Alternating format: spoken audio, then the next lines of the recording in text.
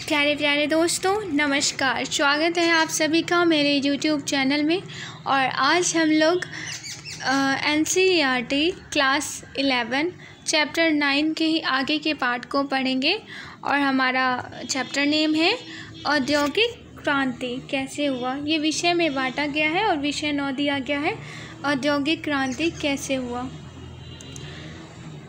वहाँ दूसरी औद्योगिक क्रांति लगभग 1850 के बाद आई और उसमें रसायन तथा बिजली जैसे नई औद्योगिक क्षेत्रों का विस्तार हुआ। उस दौरान ब्रिटेन, जो पहले विश्व भर में औद्योगिक शक्ति के रूप में अग्रणी था, पिछड़ गया और जर्मनी तथा संयुक्त राज्य अमेरिका उससे आगे निकल गए। ब्रिटेन में 1780 के दशक और 1850 के दशक के बीच उद्योग और अर्थव्यवस्था का जो रूपांतरण हुआ उसे प्रथम औद्योगिक क्रांति के नाम से पुकारा जाता है। इस क्रांति के ब्रिटेन में दूरगामी प्रभाव हुए। बाद में यूरोप के देशों और संयुक्त राज्य अमेरिका में ऐसे ही परिवर्तन हुए और उन परिवर्तनों का उन देशों तथा शेष विश्व के समाज और अर्थव्यवस्था पर काफ़ी प्रभाव पड़ा। ब्रिटेन में औद्योगिक विकास का यह चरण नई मशीनों और तकनीकियों से गहराई से जुड़ा है। इन मशीनों तथा तकनीकों से पहले ही हस्तशिल्प और हथकरघा उद्योगों की तुलना में भारी पैमाने पर माल के उत्पादन को संभव बनाया। इस अध्याय में कपास और लोहा उद्योगों में हुए परिवर्तनों की रूपरेखा दी गई है। ब्रिटेन के उद्योगों में शक्ति के एक नए स्रोत के रूप में भाप का व्यापक रूप से प्रयोग होने लगा। इसके प्रयोग से जहाज़ों और रेलगाड़ियों द्वारा परिवहन की गति अधिक तेज हो गई। जिन आविष्कारकर्ताओं तथा व्यापारियों ने ये परिवर्तन लाने में योगदान दिया था, उनमें से बहुत से लोग व्यक्तिगत रूप से ना तो धनवान थे और ना ही वे बुनियादी विज्ञानों जैसे भौतिकी अथवा रसायन में शिक्षित थे, जैसा कि उनमें से कुछ वैज्ञानिकों की पृष्ठभूमि पर नज़र डालने से पता चलेगा। आगे चलकर औद्योगिकरण की वजह से कुछ लोग तो समृद्ध हो गए, पर इसके प्रारंभिक दौर को लाखों लोगों के काम करने की खराब एवं बदतर रहन सहन की परिस्थितियों से जोड़ा जाता है। इसमें स्त्रियां और बच्चे भी शामिल थे। इससे विरोध भड़क उठा। फलस्वरूप सरकार को कार्य करने की परिस्थितियों के नियंत्रण के लिए कानून बनाने पड़े। औद्योगिक क्रांति शब्द का प्रयोग यूरोपीय विद्वानों जैसे फ्रांस में जॉर्जिस मिशले और जर्मनी में फ्राइडरिक एंजल्स द्वारा किया गया।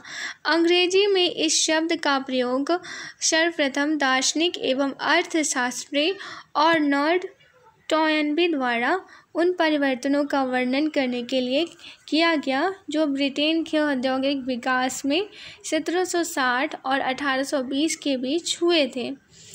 इस दौरान ब्रिटेन में जॉर्ज तृतीय का शासन था, जिसके बारे में टॉयनबी ने ऑक्सफोर्ड विश्वविद्यालय में कई व्याख्यान दिए थे।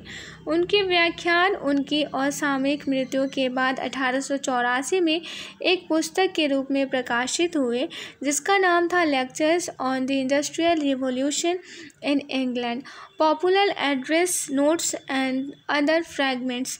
इंग्लैंड में औद्योगिक क्रांति पर व्याख्यान, लोकप्रिय अभिभाषण, टिप्पणियाँ और अन्य अंश। परवर्ती इतिहासकार T.S. एस्टन, मॉल मंतू और एरिक हॉब्समाम मोटे तौर पर टॉयनबी के विचारों से सहमत थे।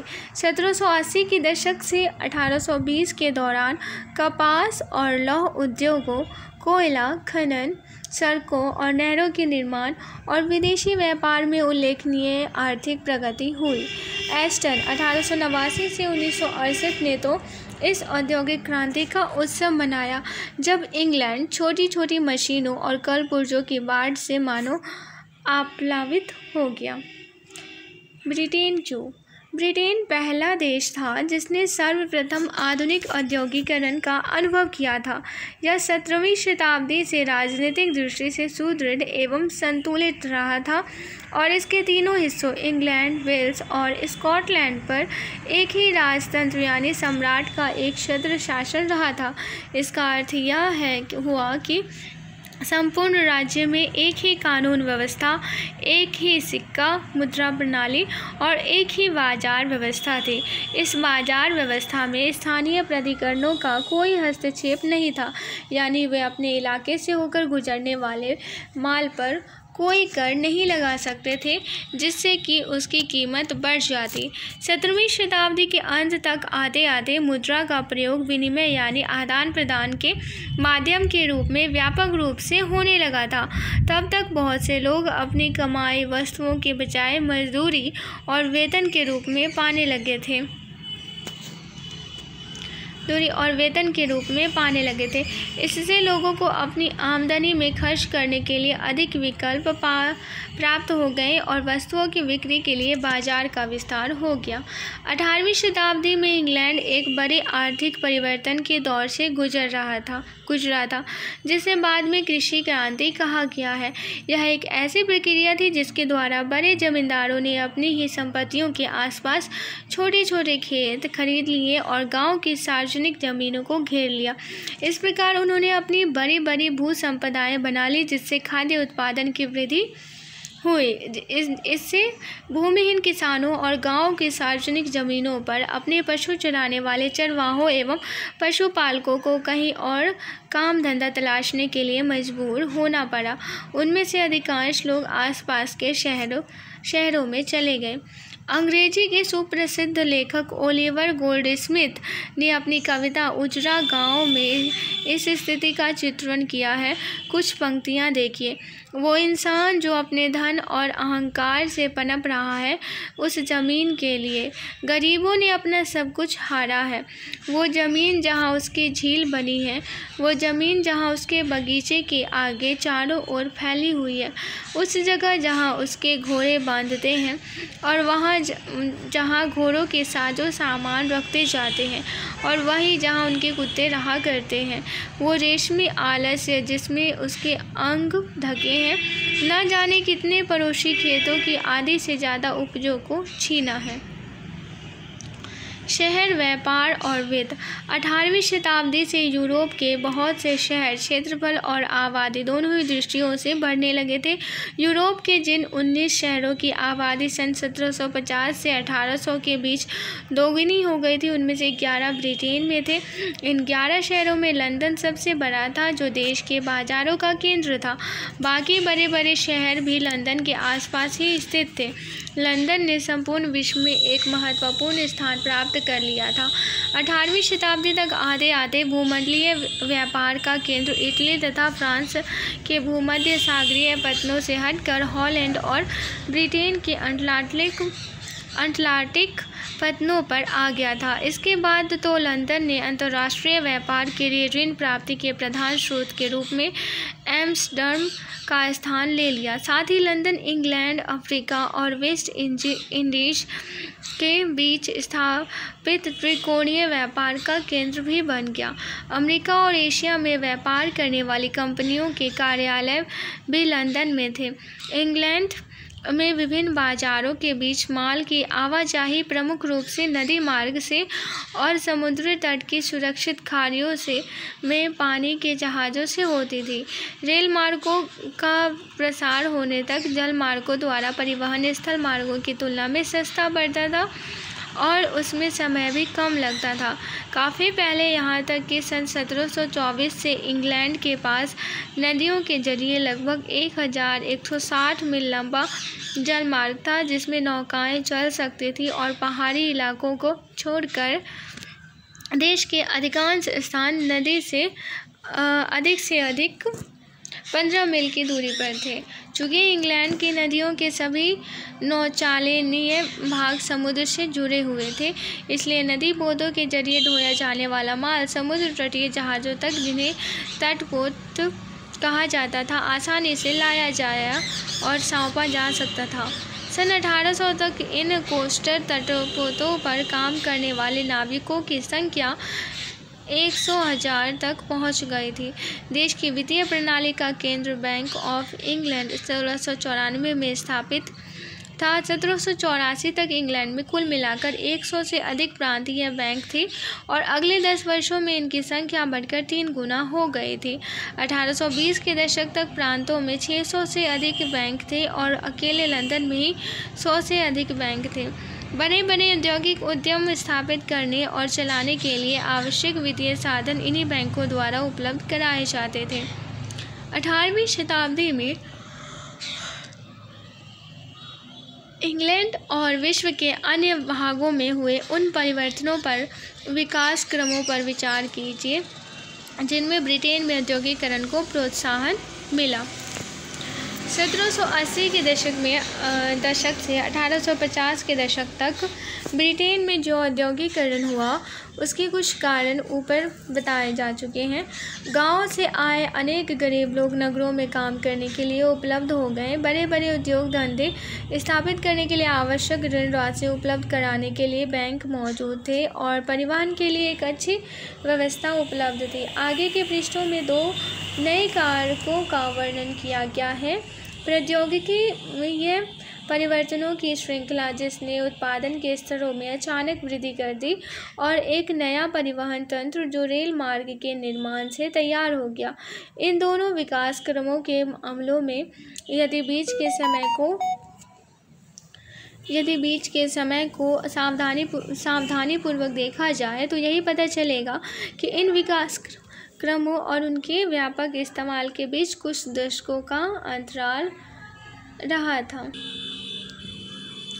18वीं शताब्दी में कुल मिलाकर जो 26,000 आविष्कार हुए उनमें से आधे से अधिक आविष्कार 1782 से 1800 तक की अवधि में ही हुए थे।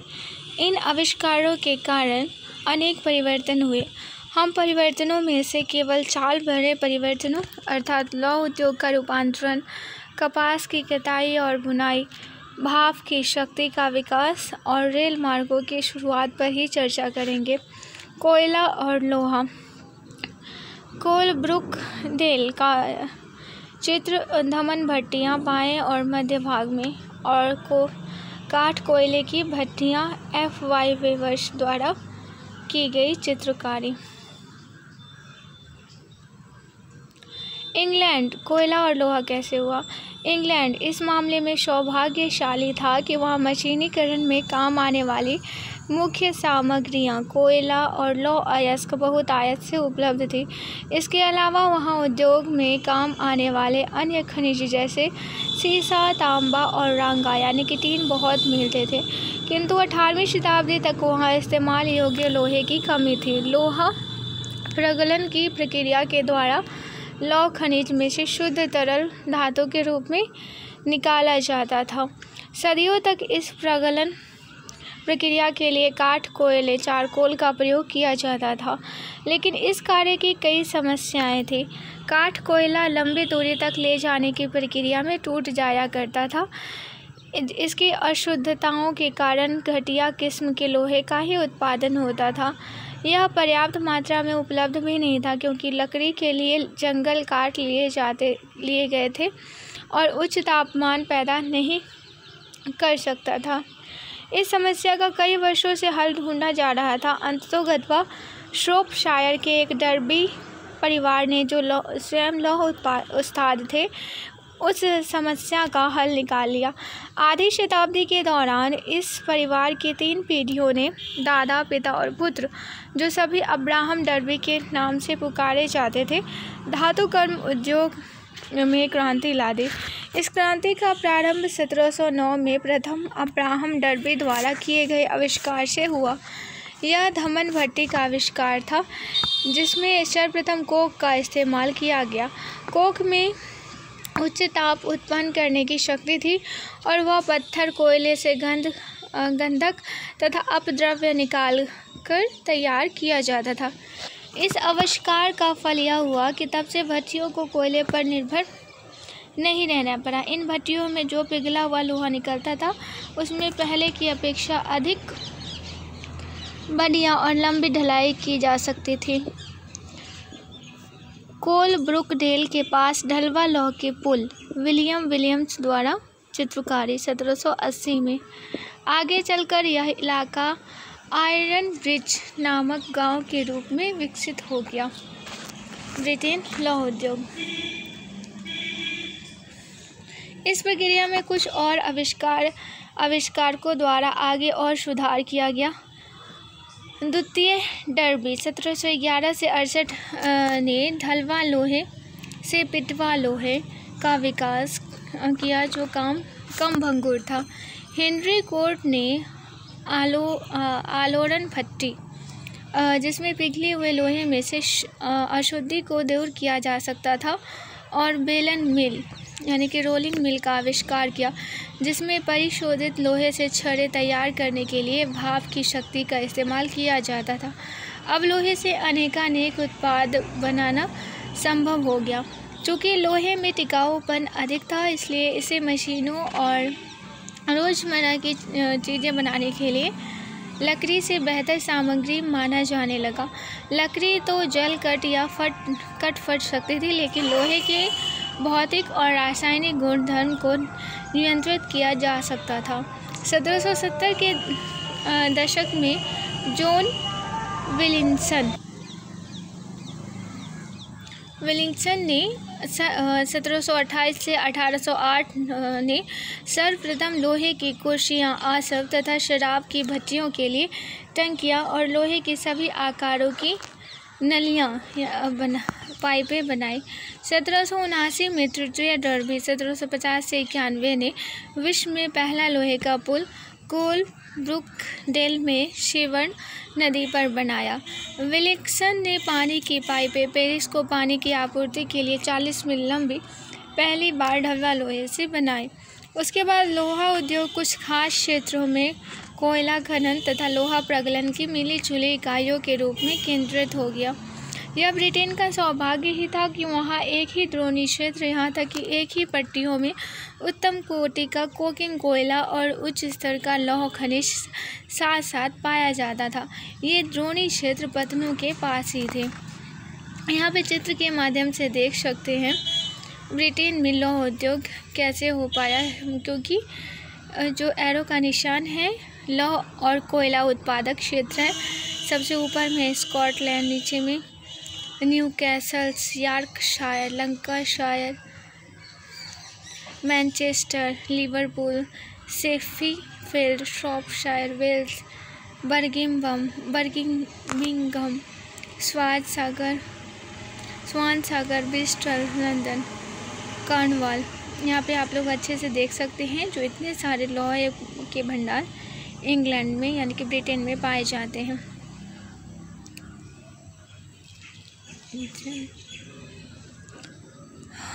वहाँ ऐसे 5 तटीय कोयला क्षेत्र थे जो अपने उत्पादों को लगभग सीधे ही जहाज़ों में लदवा सकते थे।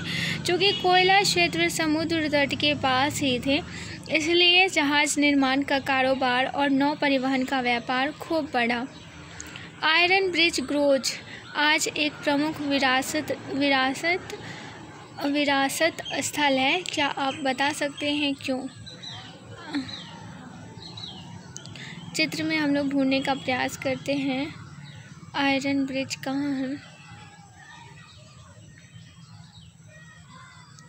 इसमें आप लोग ढूंढने की कोशिश कीजिएगा और ये क्यों है, एक विरासत सर्च करने की ज़रूरत है। Iron bridge गोर्ज।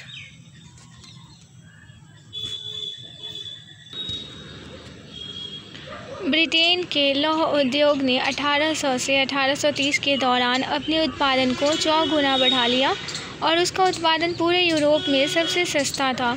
1820 में 1 टन ढलवा लोहा बनाने के लिए 8 टन कोयले की ज़रूरत होती थी, किंतु 1850 तक आते आते यह मात्रा घट गई और केवल 2 टन कोयले से ही 1 टन ढलवा लोहा बनाया जाने लगा। 1848 तक यह स्थिति आई कि ब्रिटेन द्वारा पिघलाए जाने वाले लोहे की मात्रा बाकी सारी दुनिया द्वारा कुल मिलाकर पिघलाए जाने वाले लोहे से अधिक थी। कपास की कटाई और बुनाई।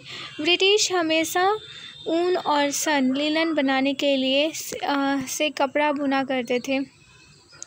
17वीं शताब्दी से इंग्लैंड भारत से बड़ी लागत पर सूती कपड़े की गांठों का आयात करता था, लेकिन जब भारत के हिस्से पर ईस्ट इंडिया कंपनी का राजनीतिक नियंत्रण स्थापित हो गया, तब इंग्लैंड ने कपड़े के साथ साथ कच्चे माल कपास रुई का आयात करना भी शुरू कर दिया, जिसके इंग्लैंड में आने पर कताई की जाती थी और उससे कपड़ा बुना जाता था। 18वीं सदी के प्रारंभिक वर्षों में कताई का काम इतनी धीमी गति और मेहनत से किया जाता था कि एक बुनकर को व्यस्त रखने के लिए आवश्यक धागा काटने के लिए 10 काटने वालों अधिकतर स्त्रियां स्पिनर, जिसमें अंग्रेजी भाषा के प्रयुक्त शब्द स्पिंटर बना है, की ज़रूरत पड़ती थी। इसलिए कतरने वाले दिन भर कताई के काम में लगे रहते थे और बुनकर बुनाई के लिए धागे के इंतजार में समय बर्बाद करते रहते थे। लेकिन प्रौद्योगिकी के क्षेत्र में अनेक आविष्कार हो जाने के बाद कच्ची रुई को काटकर उसका धागा बनाने और उससे कपड़ा बनाने की रफ्तार के बीच पहले जो अंतर था वह खत्म करने में सफलता मिल गई। इस कार्य को और अधिक कुशलतापूर्वक करने के लिए उत्पादन का काम धीरे धीरे कताईगारों और बुनकरों के घरों से हटकर फैक्ट्रियां यानी कारखाने में चला गया। चित्र में एक स्त्री को खतरनाक स्थिति में अपने पांव से ट्रेडमिल पांव चक्की चलाते हुए दिखाया गया है।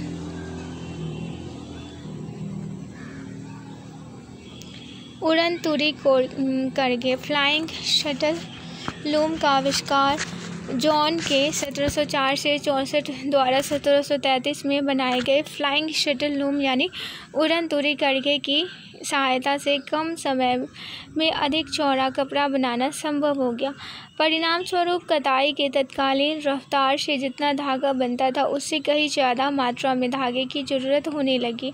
जेम्स हारग्रीव्स 1720 से 78 द्वारा 1765 में बनाई गई कताई मशीन स्पाइनिंग जेनी एक ऐसी मशीन थी जिस पर एक अकेला व्यक्ति एक साथ कई धागे काट सकता था, जिससे बुनकरों को उनकी आवश्यकता से अधिक तेज़ी से धागा मिलने लगा। रिचर्ड आर्कराइट 1732 से 92 द्वारा 1769 में आविष्कृत वाटर फ्रेम नाम की मशीन द्वारा पहले से कहीं अधिक मजबूत धागा बनाया जाने लगा।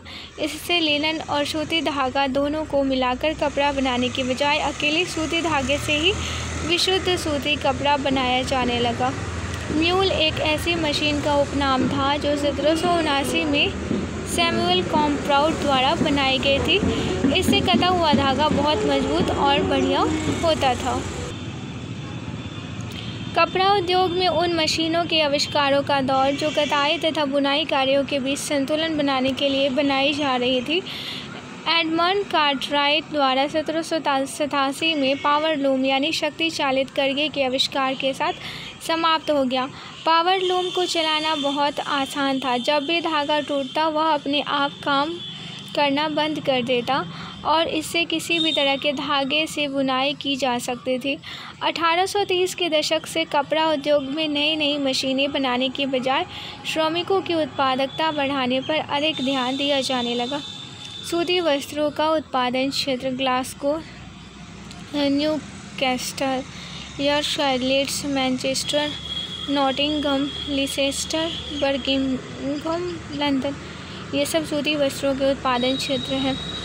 1780 के दशक से कपास उद्योग कई रूपों में ब्रिटिश औद्योगिकीकरण का प्रतीक बन गया। इस उद्योग की दो प्रमुख विशेषताएं थी जो अन्य उद्योगों में दिखाई देती थी। कच्चे माल के रूप में आवश्यक कपास संपूर्ण रूप से आयात करना पड़ता था और जब उससे कपड़ा तैयार हो जाता था तो उसका अधिकांश भाग बाहर निर्यात किया जाता था। इस संपूर्ण प्रक्रिया के लिए इंग्लैंड के पास अपने उपनिवेश होना जरूरी था, जिससे कि इन उपनिवेशों से कच्ची कपास भरपूर मात्रा में मंगाई जा सके और फिर इंग्लैंड में उससे कपड़ा बनाकर उन उपनिवेशों के बाज़ारों में बेची जा सके।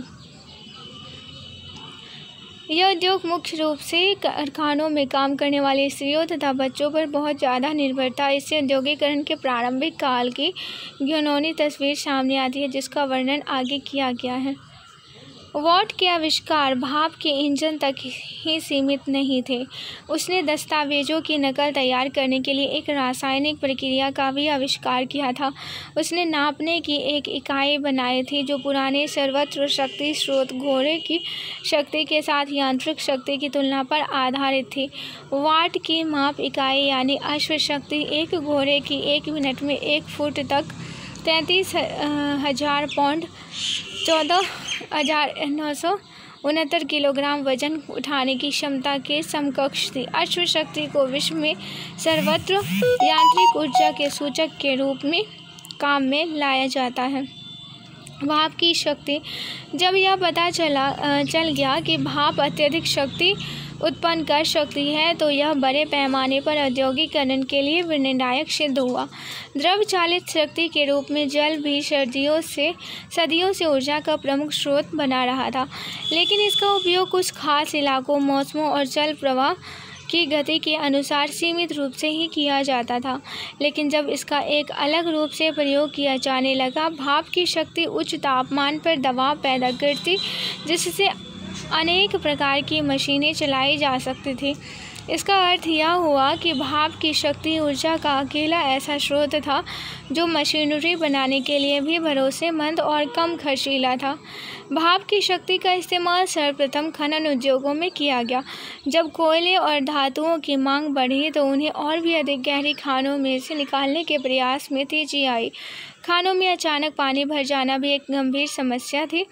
थॉमस सेवरी 1650 से 1715 ने खानों से पानी बाहर निकालने के लिए 1698 में माइनर्स फ्रेंड खनक मित्र नामक एक भाप के इंजन का मॉडल बनाया।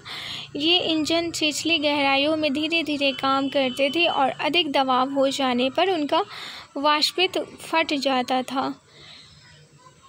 भाप का एक और इंजन 1712 में थॉमस न्यूकामेन द्वारा 1663 से 1729 तक इनका ये यात्रा है द्वारा बनाया गया।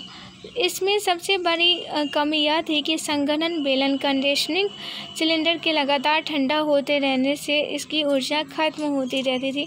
भाप के इंजन का इस्तेमाल 1769 तक केवल कोयले की खानों में ही होता रहा। जब जेम्स वाट 1736 से 1819 ने इसका एक और प्रयोग निकाला। वाट ने एक ऐसी मशीन विकसित की जिससे भाप का इंजन केवल एक साधारण पंप के बजाय एक प्राइम मूवर यानी प्रमुख चालक के रूप में काम देने लगा, जिससे कारखानों में शक्ति चालित मशीनों को ऊर्जा मिलने लगी। एक धनी निर्माता मैथ्यू बार्टन 1728 से 1809 की सहायता से वॉट ने 1775 में बर्मिंघम में सोहो फाउंड्री का निर्माण किया।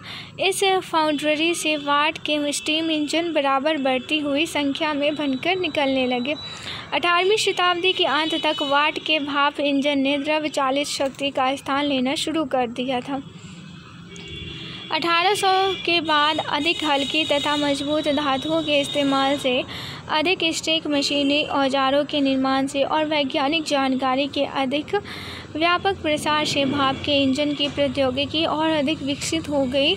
पहले धातु को पीसने के लिए चक्के चलाने का काम घोड़ों से किया जाता था, लेकिन बाद में भाप की शक्ति के इस्तेमाल से जनशक्ति तथा अश्वशक्ति पर मनुष्य की निर्भरता कम हो गई। 1840 में स्थिति यह थी कि ब्रिटेन में बने भाप के इंजन ही संपूर्ण यूरोप में आवश्यक ऊर्जा की 70% से अधिक अश्वशक्ति का उत्पादन कर रहे थे। नहरें और रेलें। प्रारंभ में नहरें कोयले को शहर तक ले जाने के लिए बनाई गई।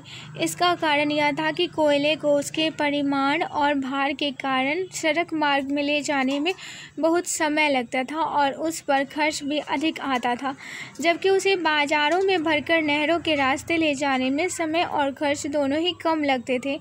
औद्योगिक ऊर्जा के लिए और शहरों में घर गर्म करने या उसमें रोशनी करने के लिए कोयले की मांग बराबर बढ़ती रही।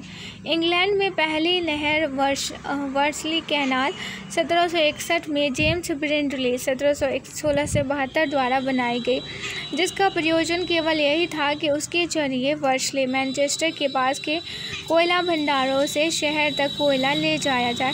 इस नहर के बन जाने के बाद कोयले की कीमत घटकर आधी हो गई। नहरें आमतौर पर बड़े बड़े जमींदारों द्वारा अपनी ज़मीनों पर स्थित खानों, खदानों या जंगलों के मूल्य को बढ़ाने के लिए बनाई जाती थी। नहरों को आपस में जुड़ जाने से नए नए शहरों में बाजार बन गए। उदाहरण के लिए बर्मिंघम शहर का विकास केवल इसलिए तेज़ी से हुआ क्योंकि वह लंदन, ब्रिस्टल, चैनल और मर्सी तथा हम्बर नदियों के साथ जुड़ने वाली नहर प्रणाली के मध्य में स्थित था। 1760 से 1790 के बीच नहरें बनाने की 25 नई परियोजनाएं शुरू की गई। 1788 से 1796 तक की नहरोन्माद कैनल मैनिया के नाम से पुकारे जाने वाली अवधि में 46 नई परियोजनाएं हाथ में ले ली गई और उसके बाद अगले 60 वर्षों में अनेकानेक नहरें बनाई गई, जिनकी लंबाई कुल मिलाकर 4000 मील से अधिक थी।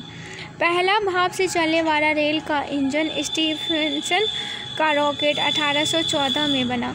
अब रेलगाड़ियां परिवहन का एक ऐसा साधन बन गई जो वर्ष भर उपलब्ध रहती थी, सस्ती और तेज भी थी और माल तथा यात्री दोनों को ढो सकते थे। इस साधन में एक साथ दो आविष्कार सम्मिलित थे। लोहे की पटरी, जिसने 1760 के दशक में लकड़ी की पटरी का स्थान ले लिया, और भाप के इंजन द्वारा इस लोहे की पटरी पर रेल के डिब्बों की खिंचाई। रेलवे के आविष्कार के साथ औद्योगिकरण की संपूर्ण प्रक्रिया ने दूसरे चरण में प्रवेश कर लिया। 1801 में रिचर्ड ट्रेवेथिक 1771 से 1833 ने एक इंजन का निर्माण किया जिसे पंकिंग डेविल यानी फुफकारने वाला दानव कहते थे। यह इंजन ट्रकों को कार्नवाल में उन खानों के चारों ओर खींच कर ले जाता था जहां रिचर्ड नाम काम करता था। 1814 में एक रेलवे इंजीनियर जॉर्ज स्टीफेंसन 81 से 1848 ने एक रेल इंजन बनाया जिसे ब्लचर कहा जाता था।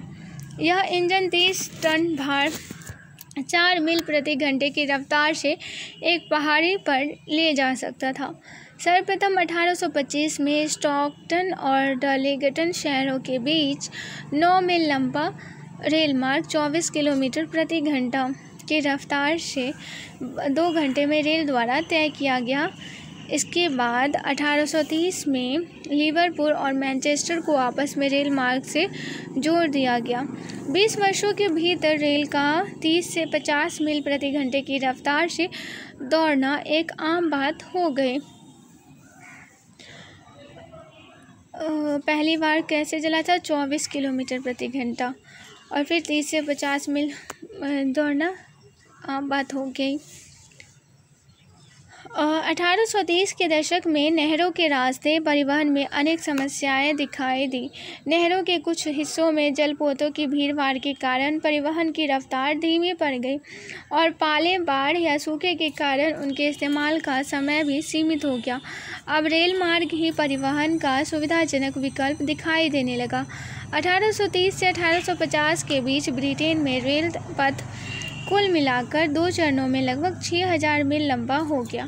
1833 से 37 के छोटे रेलोन्माद के दौरान 1400 मील लंबी रेल लाइन बनी और 1844 से 47 के बड़े रेल उन्माद के दौरान फिर 9500 मील लंबी रेल लाइन बनाने की मंजूरी दी गई। इस संपूर्ण कार्य में कोयले और लोहे की भारी मात्रा में उपयोग किया गया। बड़ी संख्या में लोगों को काम पर लगाया गया और निर्माण तथा लोक कार्य उद्योगों के क्रियाकलापों में तेजी लाई गई। 1850 तक आधे अधिकांश इंग्लैंड रेल मार्गों से जुड़ गया। आविष्कारक कौन थे? ये टॉपिक हम नेक्स्ट में लेक्चर में कंप्लीट करेंगे और आशा करती हूँ ये लेक्चर आप लोगों को पसंद आया होगा। इसका आगे का पार्ट भी आप लोग ज़रूर सुनिएगा। ये ऑडियो सुनने के लिए आप सभी का बहुत बहुत धन्यवाद। और पसंद आया है तो लाइक शेयर और सब्सक्राइब ज़रूर कीजिएगा। धन्यवाद।